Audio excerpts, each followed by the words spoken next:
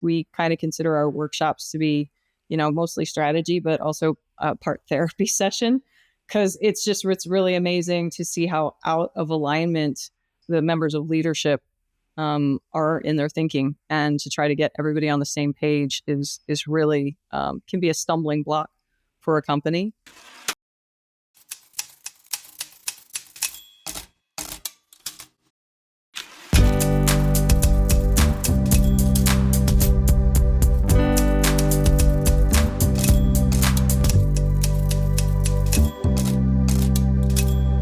In a world saturated with messages, crafting an authentic narrative is both an art and a challenge.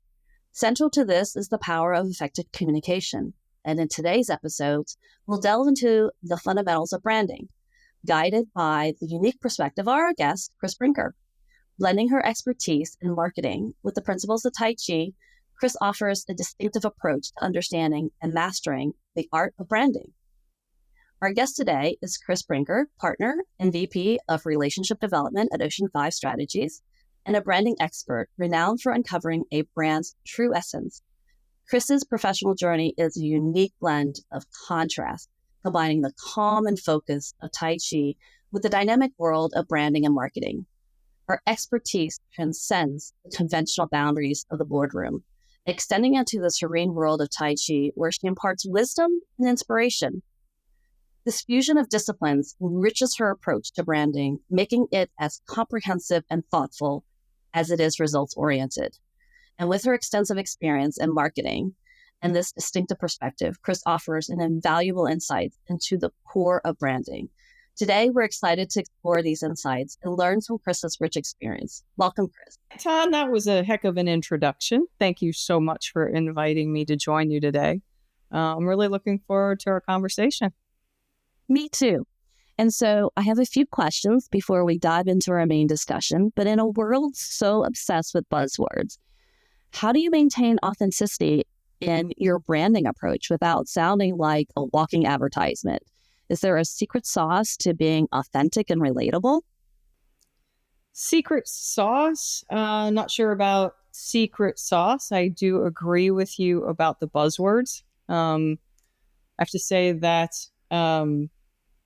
I'll admit that when people start to overuse some of the branding and marketing buzzwords, or I find myself needing to use them myself, on the inside, I can feel my eyes rolling just a bit. Just being perfectly transparent. I think branding itself is actually one of the biggest and misunderstood buzzwords. Many people consider branding to really only be concerned with colors, pictures, logos, fonts, the visual stuff. And these elements are important, but they are really only a fraction of the puzzle pieces that go into branding. Branding is really a lot wider and deeper than that. Really, to remain authentic and relatable, I think you need to do a little bit of soul searching, a thorough audit of your company, goals, visions, values, and what problems your company solves for your target audience. I guess branding is really, it's about controlling the narrative and determining how you want to show up.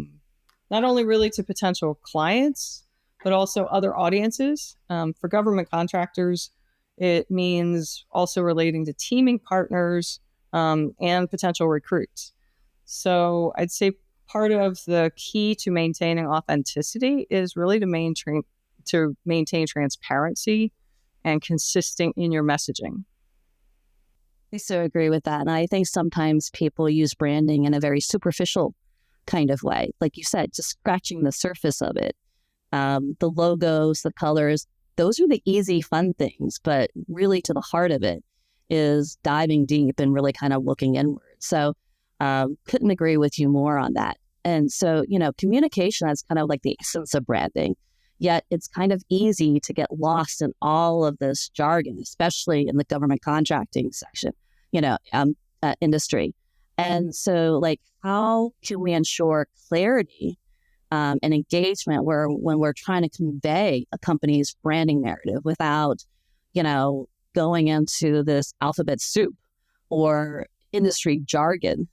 and get lost in all of that. I get it. You say this and drop this to make sure that, you're smart and, you're being caught, like they put things in hashtags and different things like that. But sometimes it gets to be a little bit much and you lose that whole, essence of what you're trying to communicate.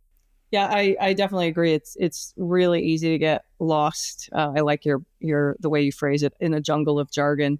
And yeah, no group deals with more jargon than government contractors. The alphabet soup and all of the acronyms, and really to be able to clearly articulate your value and the problems that you solve, the pain that you take away, and just understanding who it is that you're trying to influence are really key.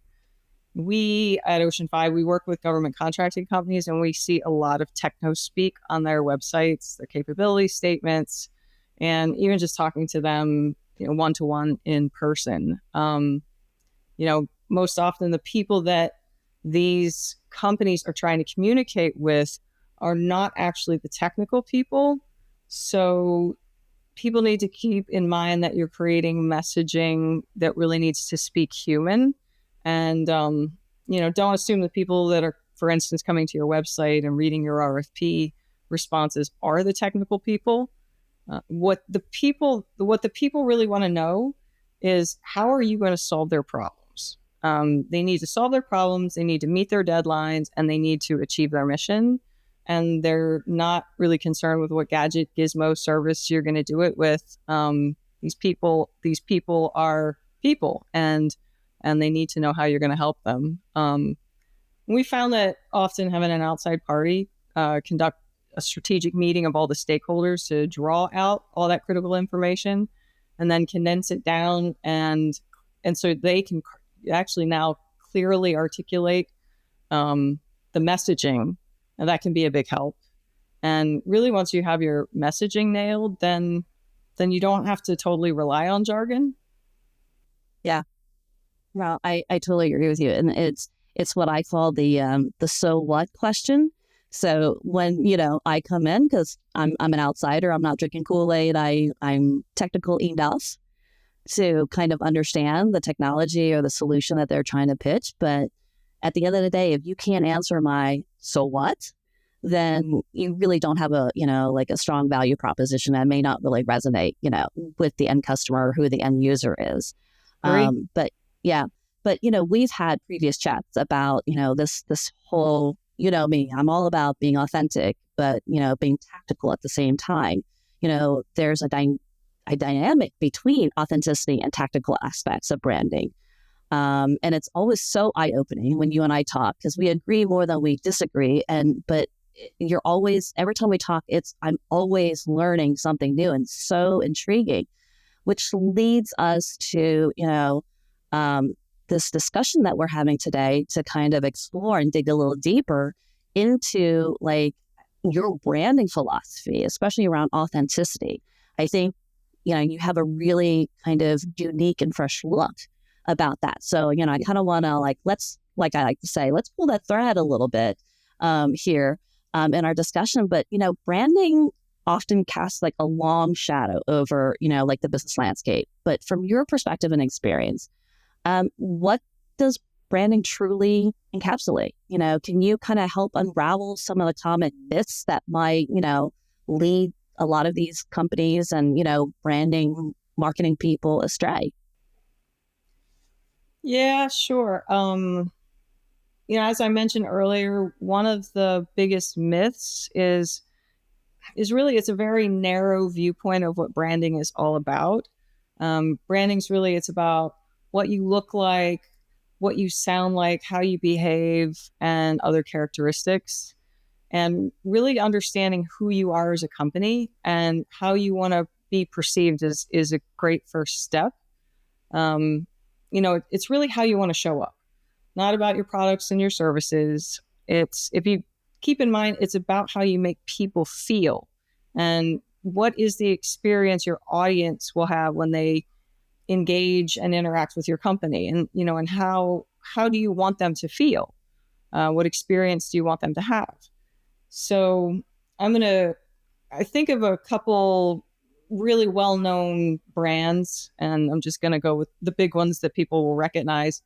For instance, there's a really big difference if you think about Nike, and their branding really conveys something like inspiration, motivation, empowerment, and how do you feel when you interact with that brand, and then compare that to Lego, right? That company, which is it's really about creativity and imagination and playfulness. And I have to admit, I still love playing Legos, but it's a very different feeling, and so it's the experience.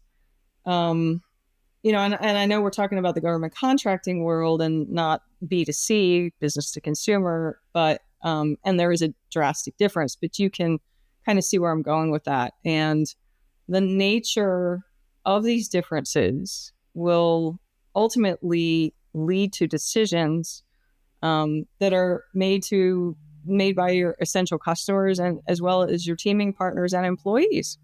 Hello. So I think another big misunderstanding about branding is that it gets handed down, in an organization from the top down. Top people make the decisions and they hand it down, and then it just is. But we recommend getting feedback from all of the people that your brand touches is also incredibly important, and that can be your employees, it could be your clients, just really your salespeople, their business development, getting feedback from those folks is really important too. And you do see that more on the government contracting side, and I'm really some companies have done a really great job. Octo IBM, they put a lot of time and attention into their branding, like and it impacts their company culture. And like a lot of times they I think the culture kind of feeds into the direction of their branding that will attract other people, other companies that want to work with them. Same thing with Riva, right? Riva has a lot of philanthropy. They do wonderful work. They're one of the big contractors out there. They've got a really great brand. They've got a very different feel about them, like they're fun. They give back to community. And so I think there's some really great examples in our industry that you can kind of model after, or at least, like admire and bring that internally and try to not, like mimic or replicate, but kind of see how you can kind of forge a different path for your organization that kind of suits, the style and the culture and, the customers that you're trying to attract and employees too. Employees, and that there is a huge challenge now more than ever with attracting and retaining top talent. And I mean, it's a bit of a war out there, and really making sure that you are considering your brand, how your recruits, potential employees are going to interact with it, because they want to know, do I want to work for this company or do I want to work for your competitor? So yeah, really taking that into consideration is also huge. Yep, exactly. So, our discussion about like strategic core of branding has always really resonated with me. And there's so many different opinions and approaches and voices in a company. Aligning to everyone's, familiar narrative can be kind of challenging. How do you can you share some thoughts on creating more of an alignment between all the stakeholders and why it's crucial for, branding success? Yeah. And you hit it right on the head. Creating alignment among the key stakeholders it's huge, and it's very often very challenging. When we run our marketing and messaging workshops for our clients, the first thing that we do is really try to get input from all the key stakeholders and, and try to work towards that alignment. I guess we kind of consider our workshops to be, mostly strategy, but also a part therapy session, because it's really amazing to see how out of alignment the members of leadership are in their thinking, and to try to get everybody on the same page is really can be a stumbling block for a company. And then, once you have everybody's input, then you really just need to sit down and take a good hard look and draw out what is truly important. And then the next step after that would be creating very clear and concise company messaging that then flows into important tools like the company website, your capability statement, sales pitch decks, proposals, just really everything, because having the key messaging align across every touch point that your target market comes in contact with. And remember, that's could be employees, it could be teaming partners, could be your end client, influencers. That's what actually develops and is the key to brand trust. So you want to keep in mind clarity and transparency and authenticity when you're creating your company messaging, and keeping it consistent, just keeping it consistent. Yeah, I think two of the things that you just said here really kind of are a sticking point with me is the consistency part, but it's the trust, right? It's trust on all levels. It's the trust internally within your own internal stakeholders, and it's also establishing that trust externally too. Some companies, and I'm not going to name names to protect the guilty, but some companies have a very good and impressive outward appearance. But when you really dig deeper into what is it like working there? What is it like working for the company? What is it like teaming with that company? You get a whole different story. So you really do need to, dig deep sometimes and not be fooled, by some really slick work that's kind of out there. So it's a small industry, y'all. It's, we hear and see and speak amongst ourselves. So that is something that I think companies should be really kind of concerned and mindful of. So, but in the business realm, there's marketing dynamics and public perception are constantly, like I said, constantly in flux. This fluidity is such a challenge for brands striving to kind of evolve while remaining kind of true. You want to kind of evolve and change and be agile, but you don't want to change so much that you don't recognize yourself. But can you share some of your insights on how a brand can, effectively navigate some of these tides of change while still kind of making sure that the evolution still resonates with the shifting market, but public perceptions and stays aligned with your missions and goals? So can we do all of that? Can we be all, do all, and still be true to ourselves? I love this question in the consideration of fluidity, constant change, navigating the changing tides of business. That's really all largely the inspiration behind the Ocean 5 brand. Just a little history or background in case people are not aware that due to the Earth's changing environment, fifth ocean was declared back in the year 2000. And prior to that, we were taught that there were 4 oceans. So an ocean is actually defined by environmental conditions that, that we considered that the ever-changing, unpredictable environment that created a fifth ocean was also very representative of what businesses face every day. And part of what we focus on in our marketing programs for our clients is fluidity and the ability to pivot with change. Change is going to happen. You have to be agile enough to adapt and stay in front of it. It's also a great opportunity for me to weave in what I teach in my Tai Chi classes, that really to thrive, you need to remain flexible and at the same time build strength, endurance, and you also have to become really sensitive to the ground that you walk on in order to maintain your balance. I think you've just asked a question I could probably talk about forever, but one of our Ocean 5 differentiators is that we utilize an agile project management style in our marketing programs, kind of borrowed a bit from the agile project management from software development.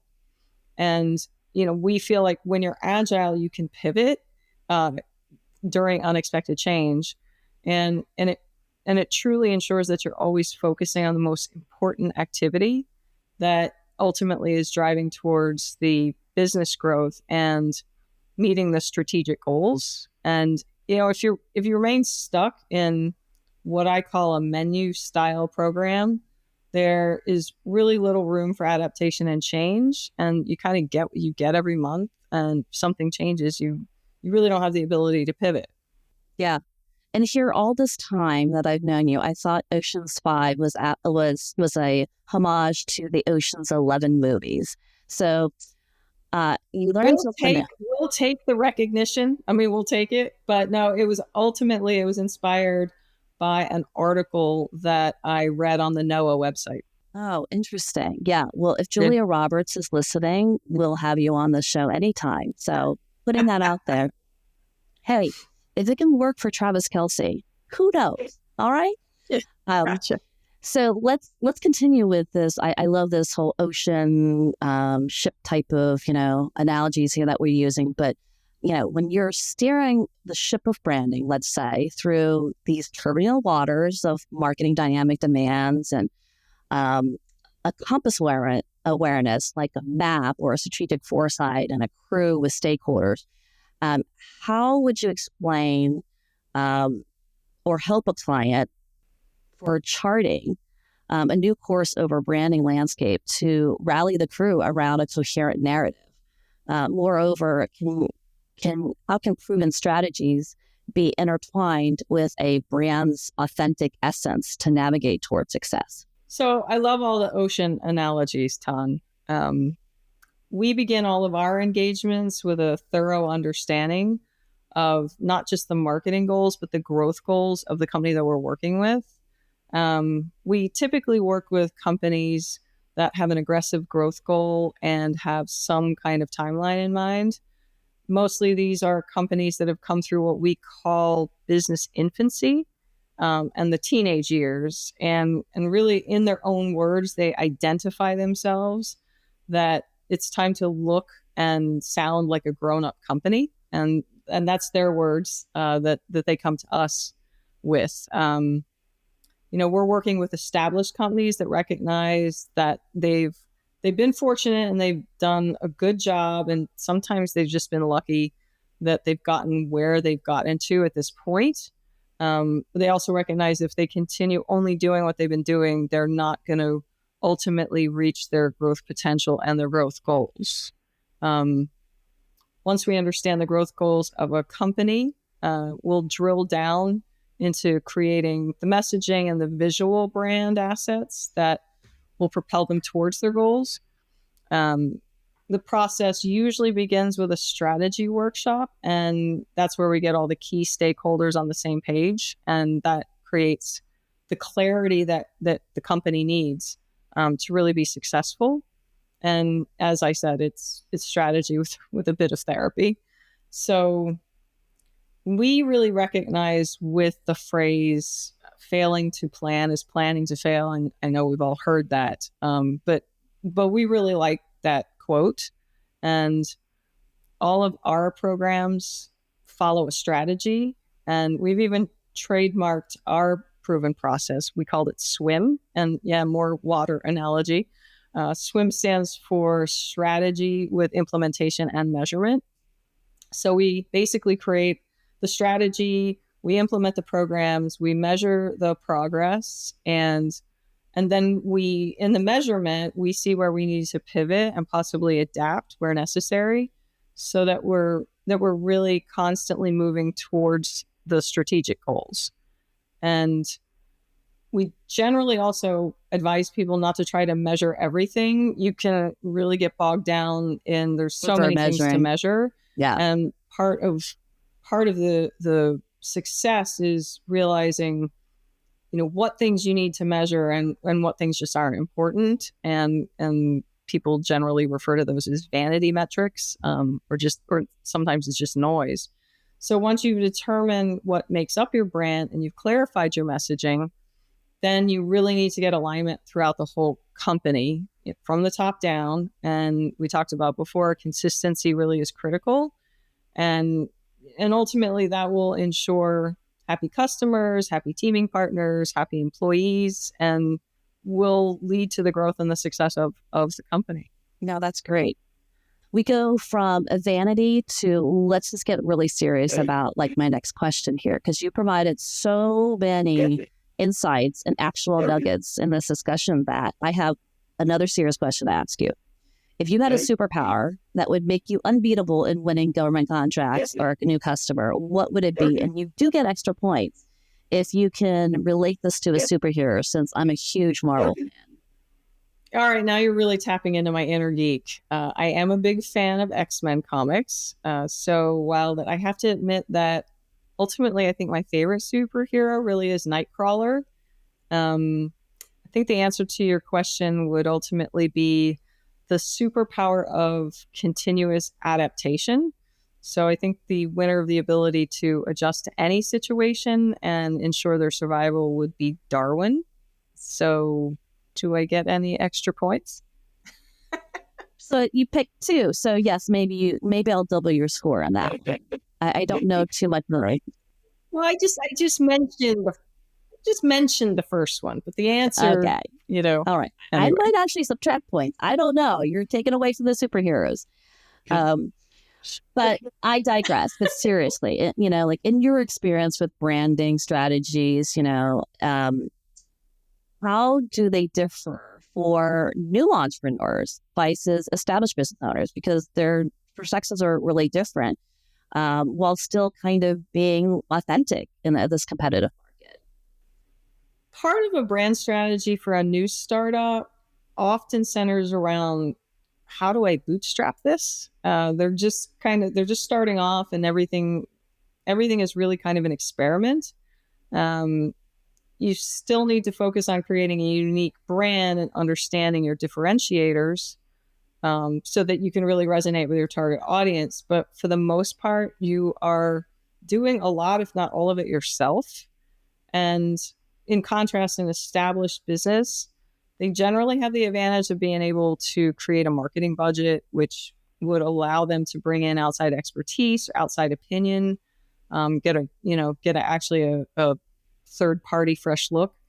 And also their brand has been out there for a while and it's been tested. And that's important. You need to test your brand and get feedback and make sure that, that it's working the way that you think it will. And generally a company that's moving from teenager to adult really needs to audit their brand, to make sure that they're still relevant and possibly refine and refresh it. But typically, unless they've gone through some drastic change, like a merger or acquisition, for example, the current existing brand, it doesn't need to go back to the drawing board again. It's that small pivot. It's that small change, more of like tweaking and refining. And as far as authenticity, I'm going to go back to transparency and consistency. Create a strategy, follow through with implementation, measure, adjust, and at that point, maybe only a degree or 2. And then you have a bigger annual check-in just to make sure that you are, in fact, on track. Yeah. So I think one of the things that really kind of will apply to both organizations is just kind of getting out of your head. I think having a fresh perspective, having another, viewpoint on where you are, where you want to be, to see if they are aligned, I think is great, regardless of whether or not, you're new or, you've got an established brand. I know I elicit those opinions all the time. I'm always like, hey, am I missing the mark? Am I staying true to my brand? And I think our company is now in our 4.0 part of our brand. And so it's ever evolving. You're trying to stay ahead of the trends. You're trying to stay, true to what you are, but still kind of showing that, the growth and staying relevant. It's a challenge, but I definitely agree with eliciting, external insights on that. So, all right. So quick fire here as we wrap up a little bit. I'm going to ask you a few questions. Single word responses. I have yet to get single word responses, which is fine. No one ever follows instructions, but that's okay. That's what happens when you have interesting people on your show. Have you ever known me to answer anything in a single word? Ever? No. And the only time I ever answer in a single word is when I'm very upset. So if I'm at a loss for words, everyone should clear the room. So I agree with you on that one.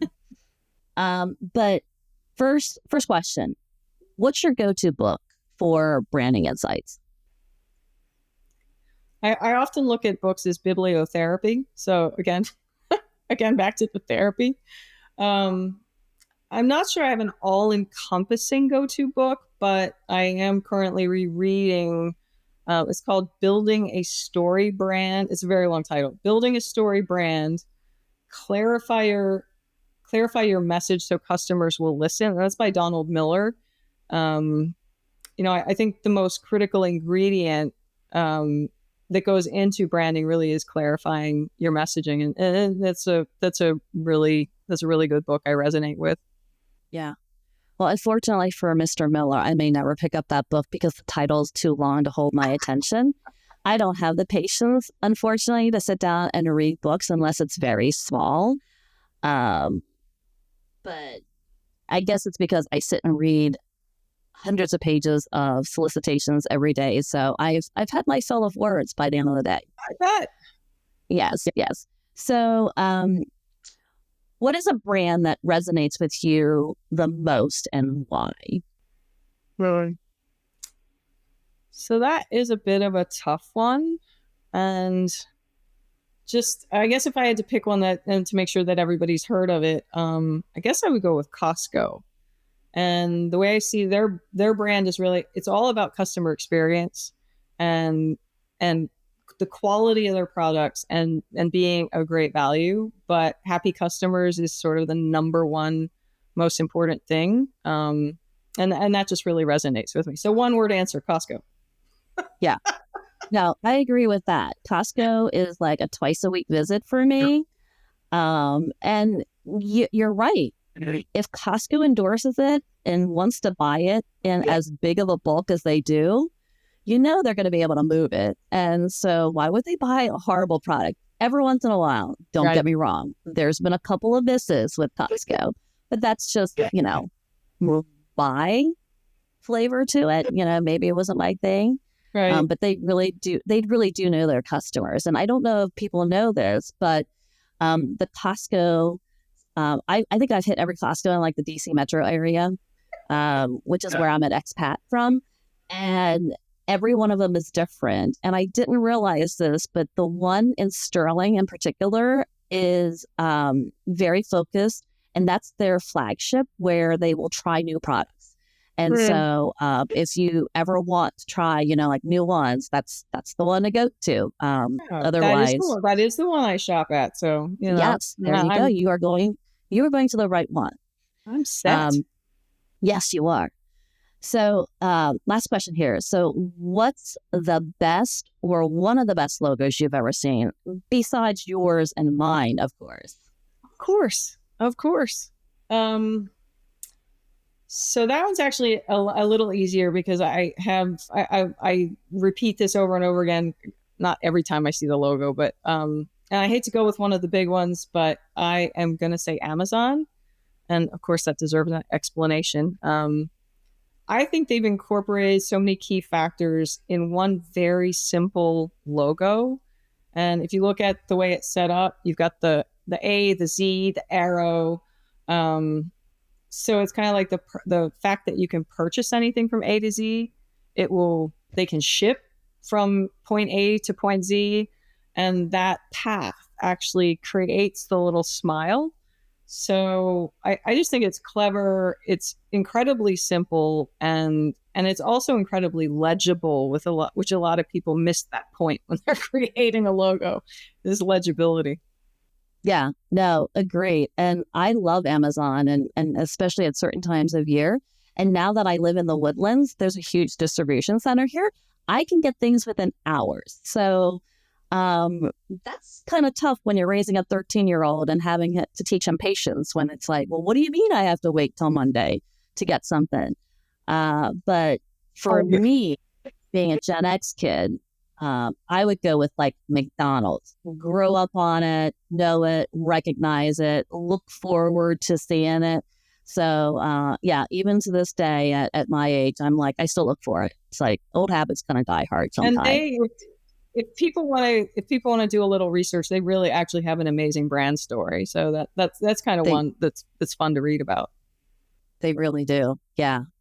So today's discussion has shed light on the essence of stakeholder engagement, the importance of a well thought out strategy, and the power of authenticity and branding. And so some of the key takeaways from our discussion are authenticity, which is essential for genuine and brand engagement, strategic balance, effective communications with relatable content, and public perception, which is key to smart branding and positioning. So I want to thank you, Chris, so much for your invaluable insight today. I always enjoy speaking with you. You're a great person. You're highly sought after expert in this industry. And to our listeners, we encourage you to connect with Chris and explore the depths of branding a little bit further. And remember that during the hustle, take a moment to kind of, like she says, have some self-care, be it Tai Chi, yoga, meditation, or a well-deserved vacation or a break. Chris, it's really been fun having you, and we look forward to having you back again in the future if you'll have us. Oh, if you will have me, I would love that very much. This has been great. It's a great experience. We talk about experience. So, yeah. And honestly, there are just so many misperceptions about what branding really is. And there are a lot of misperceptions in general in the GovCon world. So we do have quite a bit to talk about, not just branding. We work with both B2B and B2G companies. And, we understand that there are differences in their marketing strategies and also the best practices that are needed. They do tend to, there are some similarities, but there are some really key differences that you have to keep in mind. And, we have loads of resources on our website. We have articles, we have checklists, we have guides, we have webinar recordings. Hoping we get a good recording, and I'll put this one up on our Learning Labs library as well. And, for that, people can go to ocean5strategies.com. That's ocean singular, the number 5, strategies plural.com.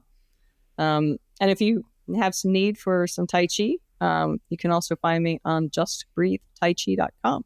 And to your point, Tai Chi, yoga, Qigong, whatever you wind up resonating with, it is really important to do some self-care, especially this time of year. Exactly. Well, that's a wrap, folks. So keep sharing, sipping, and strategizing. And remember, the secret ingredient is a genuine connection and a glass of bourbon infused with a generous slash of wit.